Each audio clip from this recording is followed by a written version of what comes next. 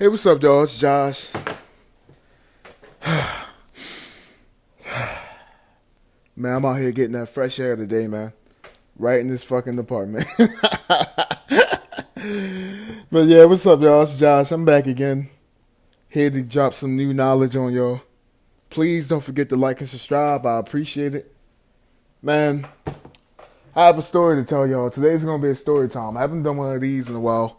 I deleted all my old ones because I ain't like the quality of how I was doing it back then. So I deleted them and I'm starting fresh. So you know what? Today I'm gonna be talking about the most influential man in my life. The man who dropped so much knowledge and who basically helped shape me into the fine young man I am today. The man who really taught me to open my mind and it taught me how to play the stock market and who has taught me so many good things that I still use today. Today I'll be talking about my mentor, Mr. Brown. So I'll say I met Mr. Brown when I was in the seventh grade. That was like a millennia ago. It feels like so long ago. And Mr. Brown didn't strike me as the man who who knew as much as he did. He struck me as like a calm, passive dude who was just real peaceful. He wasn't really a confrontational dude. He was just at peace with himself. So one day I was running through the halls doing delinquent stuff, and one day he saved me. I was ready to get in trouble, and he went to bat for me. Someone he didn't know. And after that day, I used to go to his office and I would sit down and I would talk to him. And he would tell me all these things and all these ideas that I never even fully thought of. He would tell me, he was like, you need to open up your mind. There's so many things out here that they don't teach you in school. Once you open up your mind, everything everything will become easier. You'll see things differently. You know, at that time I was like 12, 13. I was too young to understand what he was saying. So as the years went on, he taught me a bunch of things. He taught me how to do Qigong. He taught me how to meditate. If you don't know what Qigong is an Eastern Asian art of meditation where you control your inner energy, the static electricity around your body, which they call Qi, and you use that to heal yourself and to basically refresh yourself.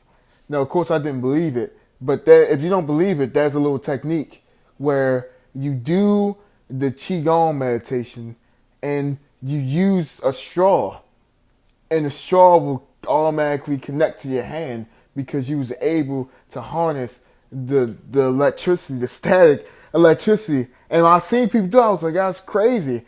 And then it was so crazy when I first did it. And that was the first time I realized it was like there are really things out here that we aren't really taught. So of course, Mr. Brown taught me tons of things after that, but the most influential thing in my life that he's taught me is about the stock market. I'll never forget the day he taught me how to play the stock market. It was one day where I was going to Qigong practice and he was in there, he was talking about money. And then he asked, he's like, hey Josh, do you ever wonder why the rich stay rich and why they can go do all this stuff, go on trips, go sit outside and catch butterflies, and while normal people have to go to work every day and they barely get time off and they're just working all the time? And I was like, I wondered that because usually I would think if the more money, the more time you would need to get that money, the more responsibility. And then he told me it's because of the stock market. At that time, I had no idea what the stock market was. But then he broke it down to me. He said, Josh, the stock market is a place where you invest your money into things called stocks. Basically, a small percentage of a company. And you become an extremely small owner of it, but nonetheless, you're still an owner. And when that stock grows, you make money off that stock. And when it falls, you lose money. He said that you invest in stocks, you could change your life. And I was like, how do you do it? He's like, you need to get a stock market account. And then he broke it down to me even further. He said, Josh, you see, when these people go buy these new Jordans, you need to be buying Jordan stock. When these people got the newest clothes, when you see something popping, when you see a new trend, you need to run and go buy it on the stock market as soon as possible. Do not wait, he told me. And I kept those words, and I've never forgotten them. And the main point I want to get to is that this man wasn't perfect. He told me his life story. This man's story is amazing. He wasn't the top of his class. He was extremely mediocre in school. And he said he just never gave up and he worked hard. He didn't care if he was afraid of his success or afraid what he could be. He continued to work at it until he got it. And he eventually got it. He said one day when he was in college, his professor in this huge college classroom pointed him out and said, he's the most hardest working student I've ever had. Pointed at him. A dude who minded his business, who was passive, who just did his work and stayed to himself. And he ended up getting that degree. He ended up graduating college. So my main point is that you need to open up your mind, like what Mr. Brown said. Be open to new possibilities. Even if you're afraid of what you could be, at least attempt. You won't know how you feel until you get it.